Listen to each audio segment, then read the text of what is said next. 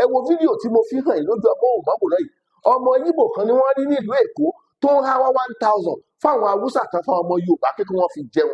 Igbo men sharing thousands of naira to Yoruba and Hausa.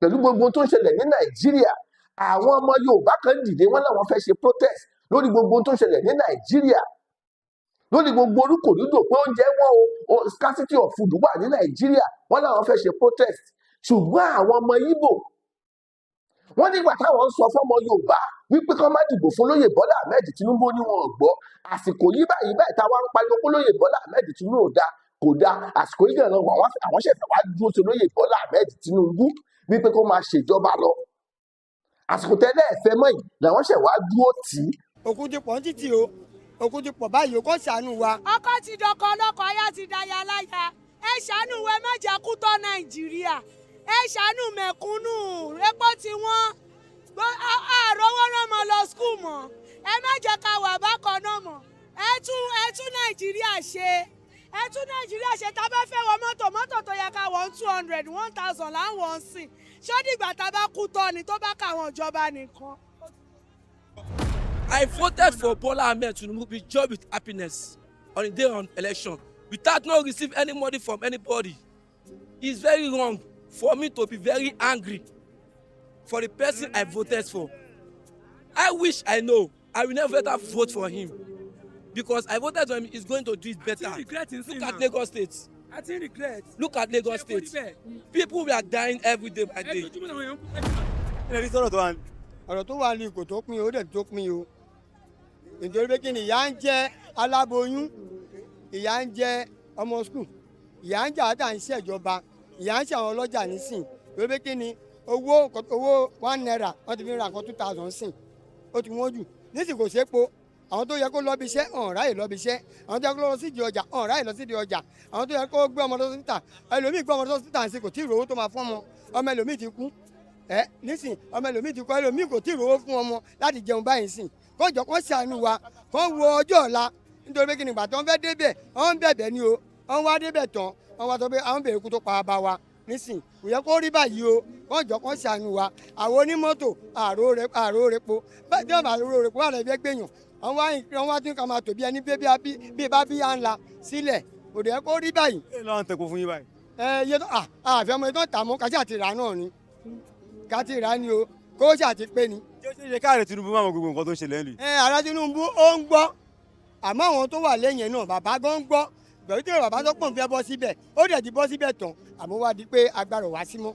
torí àwọn èèyàn sọ pé Tinubu ó mọ̀ pé nǹkan tó ń ṣẹlẹ̀ nílùú lélẹ́yìn. ọmọ nǹkan tó ń ṣẹlẹ̀ bàbá mi ọmọ nǹkan tó ń ṣẹlẹ̀ bàbá gan rìn káàkiri ó mọ̀ torí pé kí ni ojú ilé ń kún ojú ilé níta ni bàbá ń ṣe káàkiri ń sìn bàbá gan lọ sókè ó lọ sísàlẹ̀ báyìí ni àwọn ọmọ tó dẹ̀ wà ń bẹ̀ ó yẹ kó rán wọn wá síta wọn wá wò nǹkan tó ń ṣẹlẹ̀ níta torí ohun tó ń ṣẹlẹ̀ ń tà ń sìn ọlọ́mọ ẹ̀ka lómi kú láàrin títì o òkú ti pọ̀ ń títì o òkú ti pọ̀ báyìí o kó ṣàánú wa kó ru ọjọ́ ọ̀la pẹ̀lú wa torí pé kí ni gbogbo ohun tó ń ṣẹlẹ̀ ń sìn yìí wọ́n ń pariwo ààrẹ àmì tó jẹ́ ibẹ̀ bóyá ààrẹ ni bóyá gọ́fúnà ni bóyá Tinubu ni ẹjọ́ kó ṣàánú wa kó ṣàánú àwọn tó pé wọ́n wà níbi tó ti rówó jẹun nísìnyí torí pé kí ni ibi tó ń làwọn rú àwọn ìyá arúgbó yìí àwọn ìyá arúgbó jẹkújẹ yìí wọ́n ṣe àmàmà ẹ̀yin náà sọ sí ẹ̀sùn tó kàn yín bẹ́ẹ̀ ẹ má mú kíní dání ẹ sọ̀rọ̀ ni.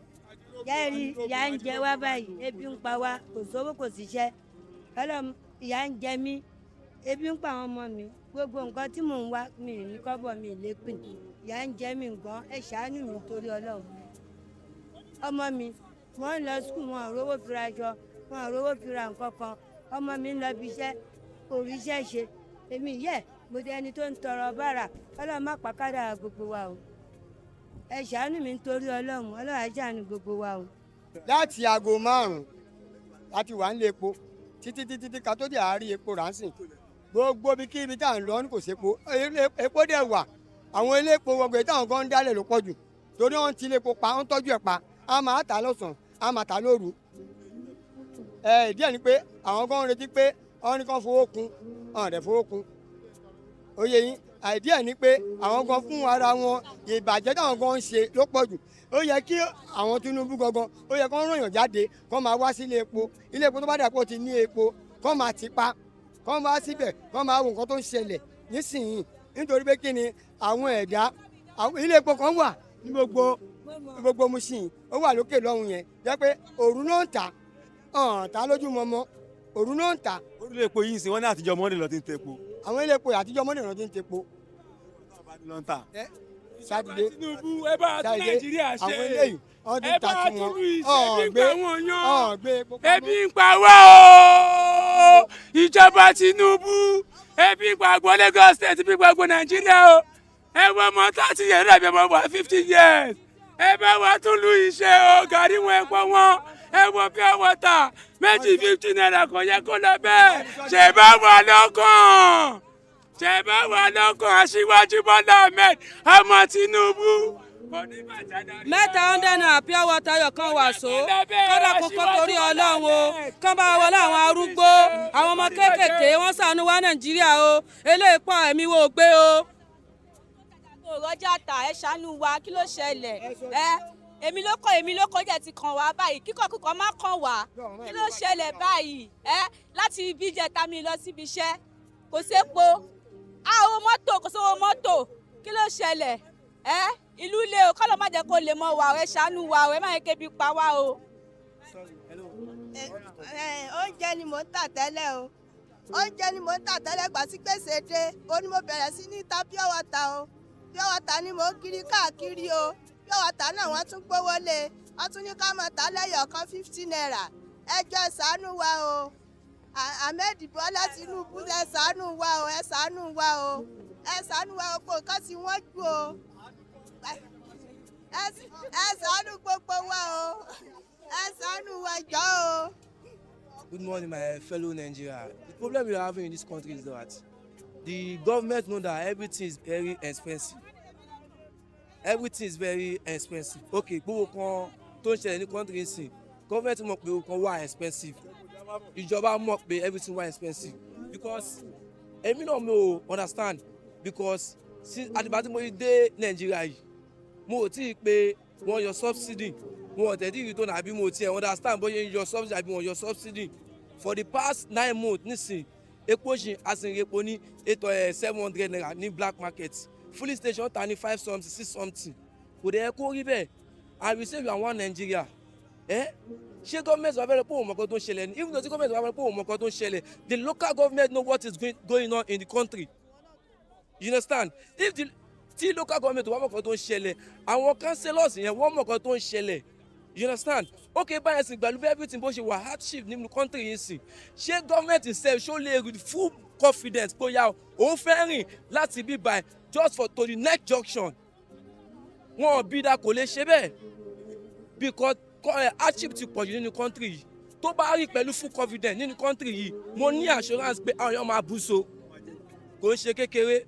láti Kòròdú sí Fádéyì wọn tepo rárá Mushin ní kọ́sí ń tepo. it's very difficult. èmi wá láti Kòròdú ni. kò tepo mo wá láti Ajégúnlẹ̀ wá sí Mushin ìgbà tí mo fi ń wá láti Ajégúnlẹ̀ wá sí Mushin it's 350 now 600 là ń gbé mọ́tò torí kí ni ọmọ alẹ́ pé epo wọn lè ní epo wọn lọ́la kò dẹ̀ jẹ́ kó rí báyẹn tẹ́lẹ̀ is 350 yes ó nígbà kankan ṣe during Jonathan time is 150 from Ajégúnlẹ̀ to Mushin is 150 now àwọn ní 600 naira kí ló dé everything ti wà hardship ọmọ ò lè lọ school àtúnlọ́mọ fún pé yá kó máa lọ sí government school ọmọ tún lọ sí government school wọ́n tún sọ pé kọ́mọ kíní kan wá ó kíní kan wá it's very wrong and we vote for democracy. I voted for Bola Ahmed Tinubu with joy with happiness on the day on election without not receive any money from anybody. It's very wrong for me to be very angry for the person I voted for. I wish I know I will never ever vote for him because I voted for him. He's going to do it better. Look at Lagos State. Look at Lagos State. People were dying every day by day. I went to my 2-day for yesterday. Mo lọ sí my 2-day for níjẹta. Ẹnìkan máa kan ó wá collapse kí ló dé wọ́n dá omi sí lára ó ní pé omi kan ló ń ṣòun pé ebi ló ń pa òun. Aláboyún the same thing as Wima. I'm staying at Ajégúnlẹ̀. The same thing at Wima. Wuma wà nínú oyún ó ń kiri pure water. Wuma yìí láti máa sọ pé kò kí ń ṣe omi ló ń ṣe òun o ebi wọ́n ti lé ọkọ̀ òun kò níbi iṣẹ́ òun yìí láti kiri pure water láti jẹ́ káwọn ọmọ òun jẹun. What are we now saying in this country? Are we helping ourselves? Is the leader helping us? Is the local government helping us? The community instead, they are not helping us. So the government should find solution to this. Thank you very much.